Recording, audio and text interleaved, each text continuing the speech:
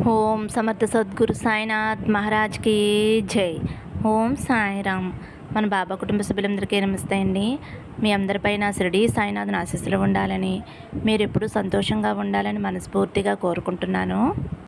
Friends, మీకు ఎటువంటి సమస్యలు ఉన్నా సరే ఒక్కసారి గురువుగారిని కాంటాక్ట్ అవ్వండి.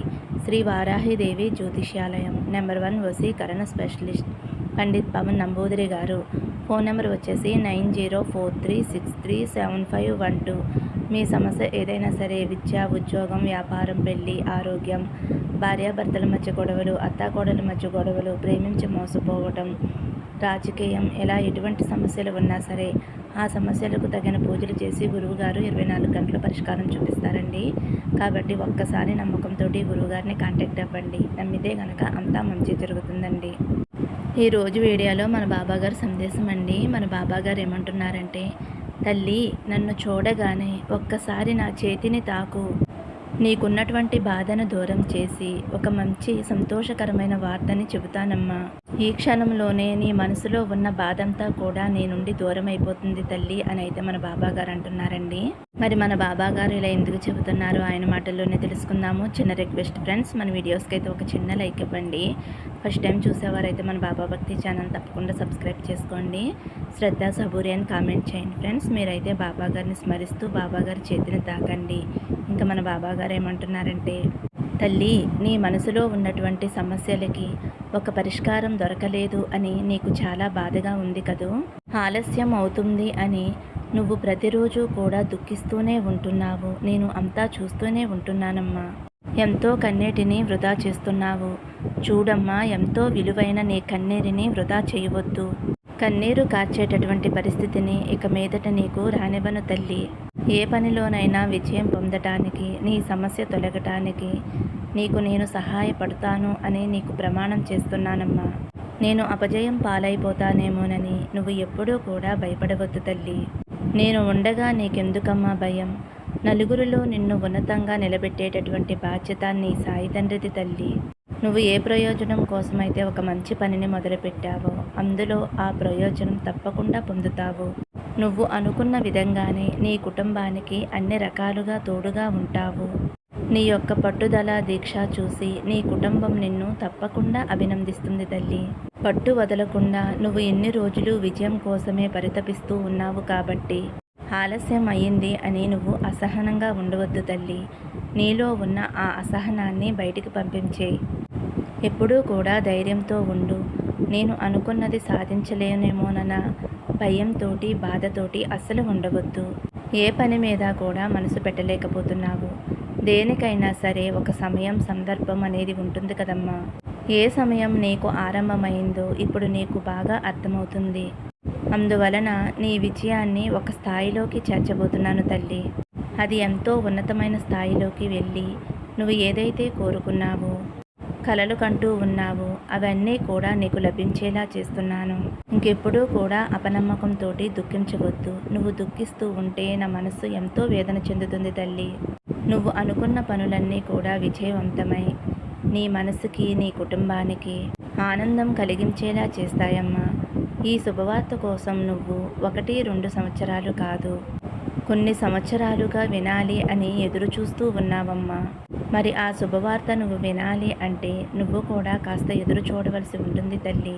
నువ్వు ఎన్నో ఏళ్లుగా ఎదురు చూస్తూ ఉన్నావు కాబట్టి నిన్ను చూస్తూ నీ సమస్యలను, నీ బాధలను అన్నీ అర్థం చేసుకునే నీ తండ్రిలాగా తప్పకుండా నీకు రావాల్సినటువంటి లాభాన్ని, నీకు అందేటటువంటి మార్గాన్ని నేను ఏర్పరచబోతున్నాను తల్లి. నీకు ఈరోజు ఈ సందేశం ద్వారా గొప్ప శుభవార్త అందివ్వబోతున్నాను తల్లి. ఇంతకాలంగా నీకున్నటువంటి ఆర్థిక ఇబ్బందులు కూడా మెరుగుపడబోతున్నాయి తల్లి. బాధలు తొలగించుకోవటానికి నువ్వు చేసేటటువంటి ప్రతి ప్రయత్నము అన్నీ కూడా ఫలించి నీకు ఏవైతే అవసరాలు ఉన్నాయో ఆ అవసరాలన్నీ తీర్చే మంచి ఫలితం నీకు దక్కబోతుందమ్మా. నీకోసమే ఈ శుభవార్తను తీసుకువచ్చాను తల్లి. నువ్వు అనుభవిస్తున్నటువంటి బాధలన్నీ కూడా తొలగిపోయి ఆర్థికంగా బలాన్ని పుంజుకుంటారు. మొదటిగా అయితే మీకున్నటువంటి రుణ బాధలన్నీ కూడా తొలగిస్తాను తల్లి. ఎవరికైతే బాకీ పడి ఉన్నారో వారికి తిరిగి ఇవ్వలేక నీవు, నీ కుటుంబం ఎన్ని రకాల ఇబ్బందులు పడుతున్నారు అన్నీ కూడా నేను చూస్తూనే ఉన్నాను తల్లి. కాబట్టి వారి సొమ్ము వారికి చెల్లించటానికి ఈ రోజు నుండే మీకు ధనం లభించబోతుంది. కొద్ది రోజుల్లోనే నీకున్నటువంటి రుణభారం మొత్తం కూడా తొలగిపోబోతుంది. ఆ తరువాత నీకు కావలసినటువంటి సౌకర్యాలు ఏర్పరచుకోవటానికి నీకు ధన రాబడి కలుగుతుందమ్మా. నీ రుణబాధలన్నీ తొలగిపోతే నీ మనసుకి చాలా ప్రశాంతత కలుగుతుందమ్మా. అతి త్వరలోనే నీ సమస్యలు, నీ కష్టాలు అన్నీ కూడా నీ నుండి పారిపోబోతున్నాయి. నిరాశ, నిస్పృహలు అనేవి నీ విజయానికి అడ్డుగోడలుగా ఉంటున్నాయమ్మా. కాబట్టి వాటిని ఎప్పుడూ కూడా నీ దరికి చేరనివ్వద్దు. అనుకున్న పనులు త్వరగా జరగాలి అంటే ప్రతి గురువారం కానీ, నీకు వీలైన గురువారం కానీ శనగలతోటి మాలగా చేసి నా మెడలో వేయి తల్లి. అలా నువ్వు చేస్తూ ఉంటే నీకున్నటువంటి చిన్న చిన్న అడ్డంకులన్నీ కూడా త్వరలోనే తొలగిపోతాయి తల్లి. ఎంతో ఆనందంగా, సంతోషంగా ఉంటావమ్మా. నా చేతిని తాకిన నా బిడ్డ ఎవరైతే ఉన్నారో తల్లి, నీకోసమే ఒక శుభవార్తను తీసుకువచ్చానమ్మా. కాదని వెనక్కి పంపకు. నీ బాధకి అసలు మందే లేదమ్మా. దేని గురించి తల్లి అంత బాధపడిపోతున్నావు? ఈ లోకంలో కష్టాలు, సుఖ సంతోషాలు ఇవేవీ శాశ్వతం కాదు అని నీకు తెలుసు కదమ్మా. అయినా సరే ఎందుకమ్మా అనవసరంగా ఆందోళన, భయం? ఎవరో నిన్ను చూసి హేళన చేస్తున్నారు అని, ఏదో అనుకుంటున్నారు అని నువ్వు అస్సలు బాధపడకు తల్లి. వారికి సరైన సమయం అంటూ ఒకటి వస్తుంది. దానికోసం నువ్వు వేచి చూడటమే తల్లి. నువ్వు ఓర్పు, సహనంతో ఉండమ్మా. ఎవరైతే నిన్ను హేళన చేస్తున్నారో, ఎవరైతే నిన్ను మాటలతో బాధ పెడుతున్నారో వారు తప్పకుండా ఏదో ఒక రోజు వారు తప్పు తెలుసుకుంటారు. అందుకు నువ్వు బాధపడవలసిన అవసరమే లేదు తల్లి. నీ అంత మంచి మనసును వారు బాధ పెడుతున్నారు అంటే వారికి తప్పకుండా కాలమే సమాధానం చెప్పి తీరుతుంది.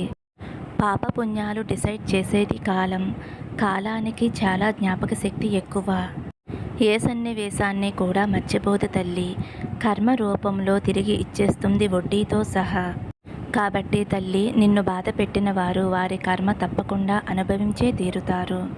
నువ్వు నీలోనే నువ్వు మదనపడి బాధపడటం మానేసే తల్లి. ప్రతిరోజు కూడా నువ్వు అన్నపానీయాలు మానేసి ఎక్కి ఎక్కి ఏడుస్తూ నాకెందుకు బాబా ఈ బాధ అని నువ్వు బాధపడటం నాకు అంతా తెలుసు తల్లి. నీ యొక్క తండ్రిని, నీ బాబాని నీకు ఎప్పుడూ కూడా నేను మంచే చేస్తానమ్మా. నువ్వు నా బిడ్డవి తల్లి. ఎవరైనా సరే నిన్ను ఎక్కువగా బాధ పెట్టినప్పుడు దాని గురించి నువ్వు ఎక్కువగా ఆలోచించవద్దు. దుర్మార్గులైన వారి కోసం నువ్వు గంటల కొద్దీ, రోజుల కొద్దీ ఆలోచిస్తూ ఎంతో నీ విలువైన సమయాన్ని వృధా చేసుకోవద్దమ్మా. నీ ఓర్పు, సహనమే వారికి గుణపాఠం కావాలి. అంతేకాని వారు నిన్ను బాధ పెడుతున్నారు అని నీలో నువ్వు కుమిలిపోతూ, నువ్వు నీ బిడ్డలని, ఇంట్లో కుటుంబ సభ్యులని పట్టించుకోకుండా, వారితో ఆనందంగా గడపకుండా మనోవేదనతో ఉంటే ఎలా చెప్పమ్మా? అన్ని రోజులు కష్టమైన రోజులే ఉండవు. జీవితంలో తప్పకుండా సంతోషకరమైన రోజులు కూడా ఉంటాయి తల్లి. అటువంటి సంతోషకరమైన రోజులు ఇప్పుడు నిన్ను వచ్చి చేరుతున్నాయమ్మా. ఎక్కువ సమయం కూడా లేదు. ఈ లోపల నువ్వు చేయవలసిన పని ఏమిటో తెలుసా తల్లి? సంతోషంగా, ఆనందంగా జీవితాన్ని గడుపుతూ నీ మనసుని ప్రశాంతంగా ఉంచుకో తల్లి. నీ బిడ్డలు నిన్ను చూసి నా తల్లి ఎంతో వేదన చెందుతుంది, ఆవేదన పడుతుంది అని వారు ఎంతో బాధపడుతున్నారు. నువ్వు వారి ఆలనా పాలనా చూసే ఈ సమయంలో నువ్వు ప్రతిరోజు కూడా ఇంతగా రోదిస్తూ నీ బిడ్డల ముందు నువ్వు ఎంతగానో బలహీన పడిపోతున్నావు తల్లి. నువ్వు ఎలా అయిపోతే నీ బిడ్డల పరిస్థితి ఏమిటి చెప్పు తల్లి. నిన్నే నమ్ముకున్నాను బాబా, నిన్నే వేడుకుంటున్నాను. తండ్రివైనా తల్లివైనా నువ్వే కదా తండ్రి, నువ్వు తప్ప మాకు ఎవరున్నారు అని ప్రతిరోజు కూడా నువ్వు నా దగ్గర మొరపెట్టుకుంటున్నావమ్మా. నాకు మాత్రం ఎవరున్నారు తల్లి? నా బిడ్డలు మీరే కదా. మీరు నా కోసం ప్రతిరోజు ఎంత కష్టపడుతున్నారో నాకు తెలియదా? మీ కష్టాలలో, బాధలలో నేను పాలు పంచుకోలేనా చెప్పు తల్లి. నువ్వు ఇలా బాధపడుతూ, ఆందోళన చెందుతూ, మదన పడుతూ ఉంటే నేను చూస్తూ ఊరుకుంటానా తల్లి? నిన్ను బాధ పెట్టేవారికి నీ నుండి సమాధానం, నీ ముఖంలోని చిరునవ్వు, అలాగే నీ ఆత్మవిశ్వాసం, నా బాబా నాతో ఉన్నారు అనే ధైర్యం నీలో ఉన్నప్పుడు వాళ్ళు నీ దగ్గరికి రావటానికి భయపడతారు తల్లి. కాబట్టి నువ్వు పడుతున్నటువంటి ఆ బాధను, నీకున్నటువంటి ఆ కోరికను, నువ్వు పడుతున్నటువంటి ఆ సమస్యను ఇప్పుడే తొలగించి నీకు ఒక ప్రశాంతకరమైన జీవితాన్ని నీ బాబా తండ్రి నీకు ఇవ్వబోతున్నాడమ్మా. అందుకు ఎక్కువ కాలం కూడా సమయం లేదు. అతి కొద్ది రోజుల్లోనే దేనికోసమైతే నువ్వు దుఃఖిస్తున్నావో దానికి తగ్గ పరిష్కారం తప్పకుండా దొరుకుతుందమ్మా. కాబట్టి నువ్వు బెంగ పెట్టుకోవలసిన అవసరం లేదు. అలాగే నిన్ను బాధ పెట్టిన వారి గురించి ఆలోచించటం అస్సలు అవసరం లేదమ్మా. దుర్మార్గులైన చెడ్డవారి మాటలు పట్టించుకుని ఎంతో విలువైన రత్నాల్లాంటి నీ బిడ్డలను నిర్లక్ష్యం చేస్తావా చెప్పు తల్లి. బాధపడేవారు ఉంటే బాధ పెట్టేవారు ఎప్పుడూ ఉంటూనే ఉంటారు. కాబట్టి నువ్వు ఎప్పుడైతే ధైర్యం ఆత్మస్థైర్యంతో ఉంటావో అప్పుడే వారికి అటువంటి సమయంలో తగినంత గుణపాఠం నువ్వు చెప్పగలుగుతావమ్మా. నా భక్తులు ఆహారం కూడా తీసుకోకుండా నా దగ్గర కూర్చుని ప్రతిక్షణం రోదిస్తూ ఉంటే మీ తండ్రినైన నీ బాబాను చూస్తూ ఊరుకోనమ్మా. వారికి తగిన గుణపాఠం తప్పకుండా చెప్పి తీరుతానమ్మా. నువ్వు వారి ముందు చక్కటి చిరునవ్వుతో తిరుగుతూ అదే నువ్వు వారికి చెప్పేటటువంటి పెద్ద గుణపాఠం. నువ్వు ఆత్మస్థైర్యంతో ఉండటానికి బాబా తండ్రి నీకు తప్పకుండా ప్రశాంతతని కలిగిస్తాడమ్మా.